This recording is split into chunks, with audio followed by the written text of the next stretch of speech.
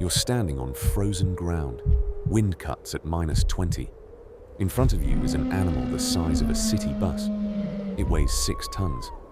Its tusks are longer than you are tall. You're holding a stick, and you need to kill it. These weren't superhumans. No metal, no horses, no ranged weapons beyond a thrown spear. They were anatomically identical to you. Same brain, same body, same fears. And they killed the most dangerous animal alive, not once, but for tens of thousands of years. How? The answer will completely change how you think about early humans. We're 20,000 years ago. The last ice age is at its peak. Europe and Asia are covered in something called the Mammoth Steppe, a vast, cold grassland stretching from Spain to Alaska. It teems with life: bison, woolly rhinos, cave lions, giant deer, and above all of them, the woolly mammoth. The woolly mammoth, Mammothus primigenius, 4 meters tall, 6 metric tons. Tusks up to 4 meters long, used to sweep snow and as weapons. A thick hide, layers of fat, and a coat of dense wool and guard hair, up to 90 centimeters long. It was built to survive, built to endure. But it had one critical weakness. All that fur, all that mass. It's a thermal trap. A running mammoth generates enormous heat it cannot release quickly. Its core temperature can spike dangerously within minutes of sustained exertion. In short, a mammoth cannot run forever. A human can. Strategy 1. Persistence hunting. You don't overpower the mammoth, you simply don't stop chasing it. A group of hunters would select a target, usually a young animal or one separated from the herd, and begin the chase. Not at full sprint, at a jog, sustainable for hours. The mammoth bolts. The hunters jog. It hides in a tree line. The hunters track it. Footprints, broken branches, fresh dung. It runs again. They follow. After 2, 3, sometimes 4 hours of this, the mammoth begins to stumble. Its legs shake. It can barely lift its head. That's when the hunters close in. Strategy 2 was less elegant and far more dangerous. Drive the animal somewhere it couldn't escape.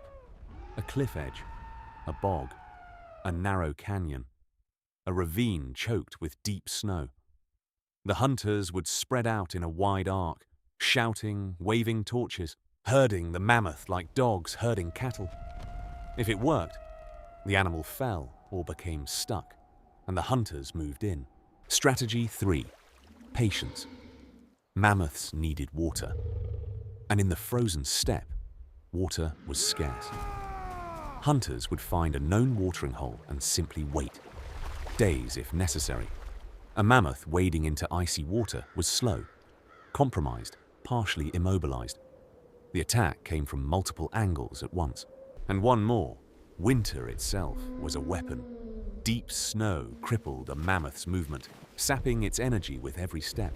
Hunters on snowshoes could move with terrifying efficiency through the same terrain.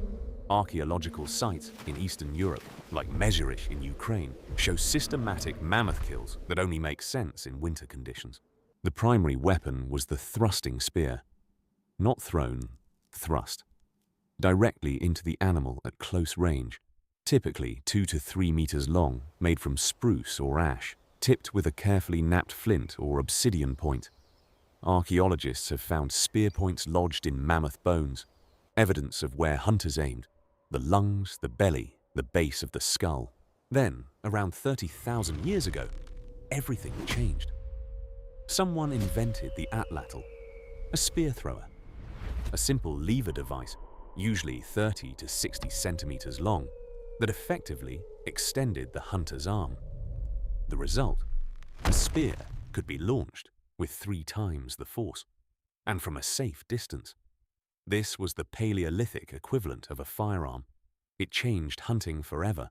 Once a mammoth was down, or dying, hunters used stone-tipped knives and bone tools to finish the kill quickly. Speed mattered. An injured mammoth could still kill. And other predators, cave lions, hyenas, were always watching. The finishing kill required courage that is almost incomprehensible to us today. These hunters had no armor, no backup, just the people next to them. Here's what none of these strategies could work without. Not the tools, not the knowledge, communication, coordinating 15 to 25 hunters across kilometers of terrain without radios, without signals beyond sound and sight. That required a level of social sophistication unlike anything else on Earth. Language, planning, trust. Hunts were not chaos. They were choreographed. Scouts tracked herds for days in advance. Drivers positioned upwind to herd animals. Stalkers crept into position from downwind. Lancers, usually the strongest, moved in for the kill. And back at camp, others prepared for what came next. We know all this not from guesswork, but from archaeology. At sites like Pavlov and Dolny Vestonice in the Czech Republic, Sunghir in Russia, and Mezhirich in Ukraine, researchers have found thousands of mammoth bones, processed, stacked, shaped into tools. Spear points embedded in bone at angles that reveal precisely where hunters stood. Cut marks showing systematic butchery, not scavenging. These were planned operations. Picture the final moments. The mammoth is exhausted, cornered, breathing in heaves. Hunters circle at a distance of 10 meters, far enough to dodge a charge, close enough to throw.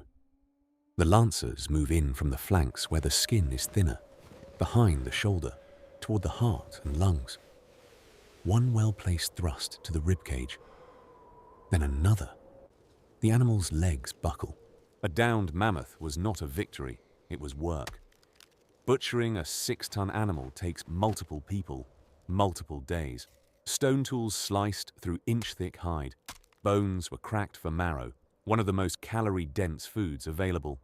Organs were eaten first: heart, liver, kidney, the most nutritious parts. Meat was dried or frozen for storage.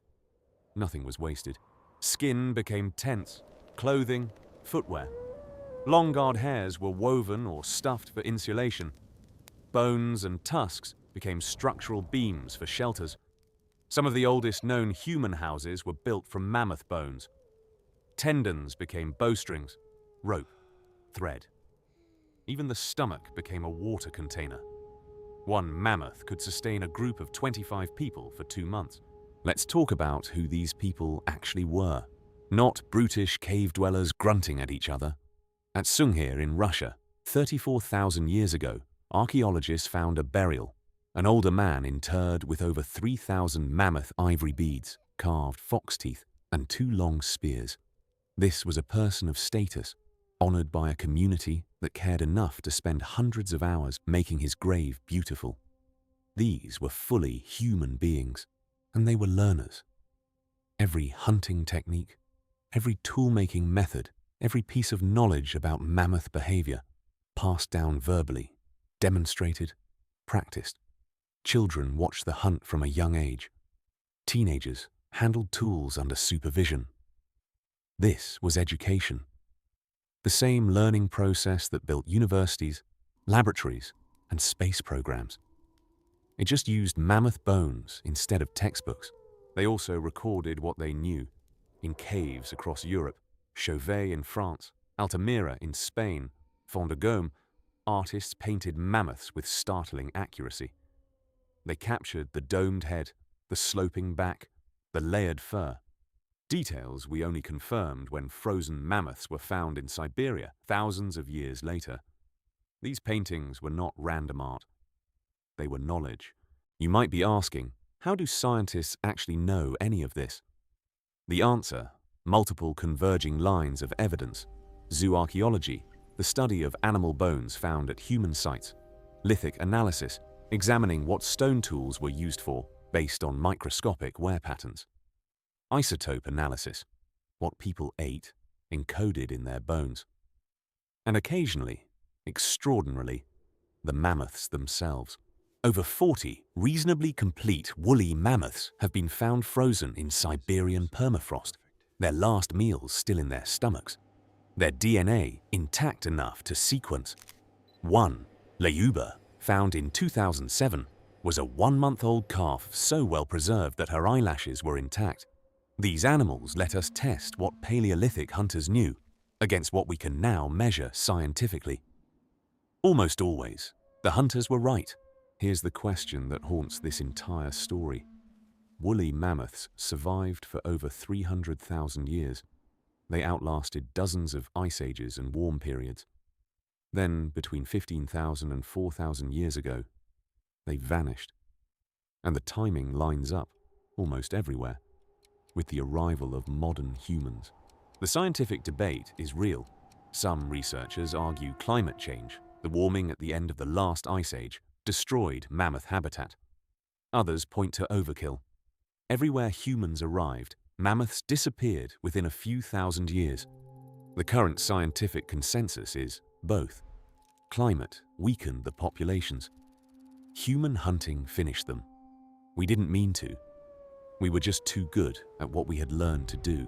The very last woolly mammoths lived on Wrangel Island, a remote island in the Arctic Ocean north of Siberia. Isolated, they survived until approximately 4,000 years ago.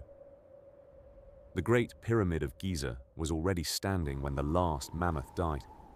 They didn't go extinct in the distant past. They were almost our contemporaries. The mammoth hunt is more than a history story. It's evidence of what human beings are capable of when they cooperate. Groups of people with no technology beyond what they could make with their hands, outsmarting and outlasting the largest land animal of their era.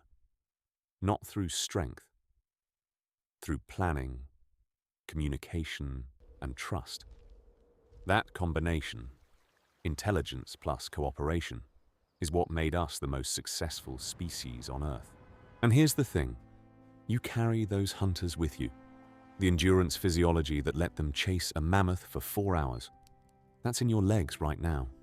The social brain that coordinated 20 people across a kilometer of tundra. That's how you navigate every relationship in your life. We are not separate from these people. We are these people. Research into Paleolithic hunting is moving fast. Ancient DNA analysis is revealing population structures, migration routes, and even the genetics of hunting groups. New sites are being found in melting permafrost, in receding glaciers, in riverbeds. Every year we understand these hunters better, and every year what we learn makes them more impressive. There's one question that always stays with me. When the last mammoth died on Wrangel Island, 4,000 years ago, did anyone notice? By then, humans had cities, writing, agriculture. No one wrote it down. Somewhere, the last of a species that had shared our world for hundreds of thousands of years simply disappeared. And we weren't watching.